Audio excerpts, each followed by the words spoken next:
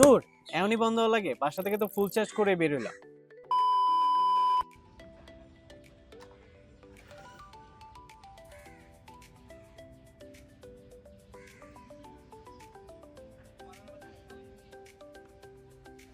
এর জন্যই তো ল্যাপটপ ভালো লাগে, যেখানে ইচ্ছা সেখানে কাজ করা যায়।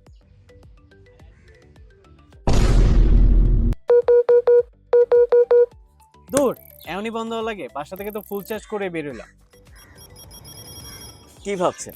আপনারাও হয়তো কখনো না কখনো এই প্রবলেমটা ফেস করেছেন, তাই না?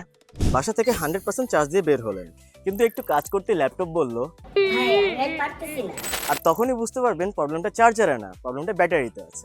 ল্যাপটপের আসল মজাটা হচ্ছে যেখানে ইচ্ছা সেখানে বসে কাজ করার স্বাধীনতা।